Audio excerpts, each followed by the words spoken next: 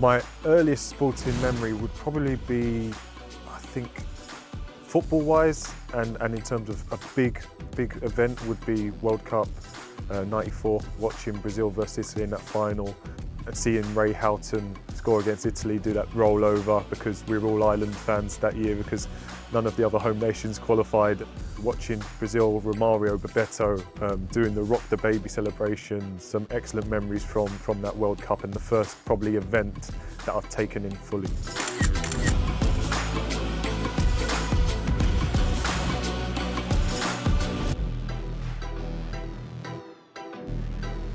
The Olympics, you know, someone like a Linford Christie, watching him win gold at '92 Olympics, seeing the likes of Carl Lewis back then, Colin Jackson, you know, all these top athletes. The Olympics was the pinnacle culturally, all these different people together, coming together in one place to just fight for that gold.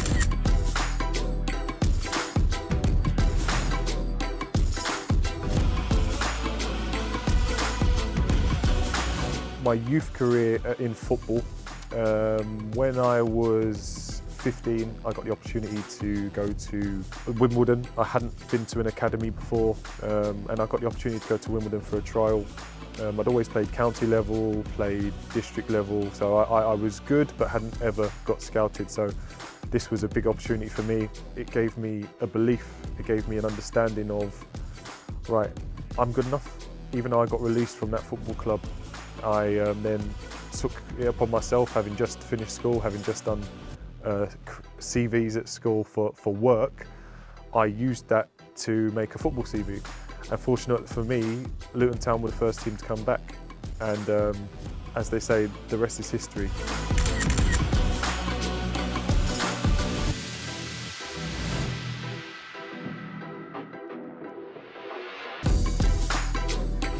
The pride that you should have for being a black man doing these things, I think sometimes you want to pass on that pride.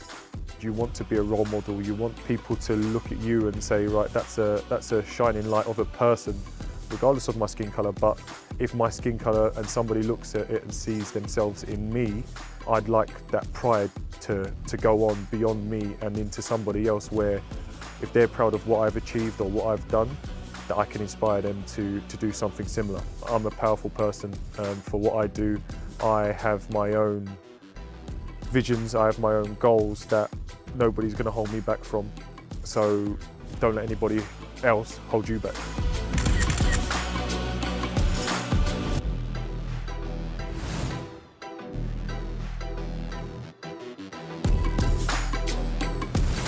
The black athlete that inspired me the most was probably Linford Christie. Seeing Linford win gold in '92, the whole 100 metres was the pinnacle of sport. It was the fastest man alive.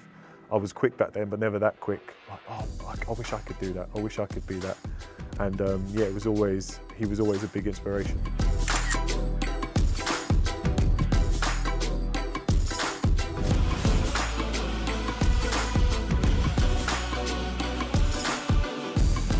I think visibility now is more. You know, we look at the Premier League. The Premier League has got so many different races, different cultures in the Premier League, across the football leagues. But it's the visibility, like you say, that he's from where my dad's from, or he's from somewhere where, you know, he had to start life hard. Surely I can achieve if he's come from a war state, or if he's come from somewhere where there's poverty. Yes, he is of my colour, but also he might have been in a struggle where I feel like I'm in a struggle. If he can make it out, I can make it out.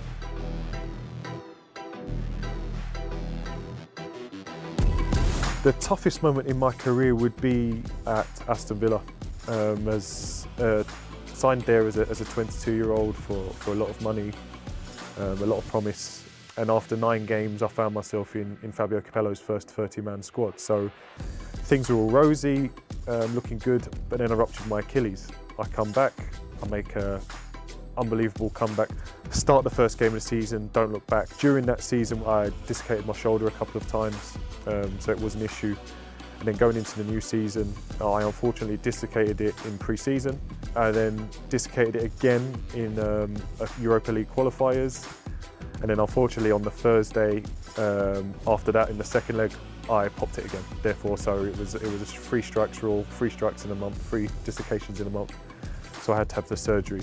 That was the most difficult time of my life.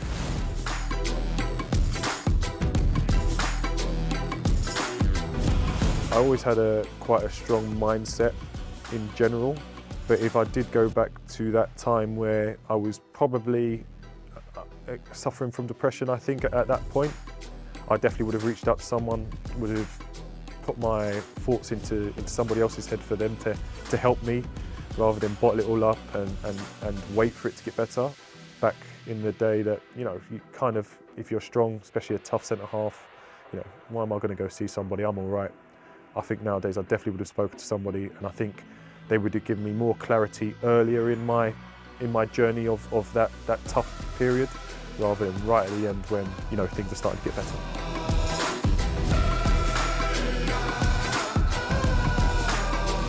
The best bit of advice I always got was, when you think you're doing well, try harder. And that just shows that if you're doing well in business, that means that there's a next level for you. If you're doing well in sports, that means the eyes are on you. You might be able to step up a level. Or if your levels drop, people are going to be on you. If you're going to do something, commit to it, do it properly, and give yourself the best opportunity of making something of yourself in that field.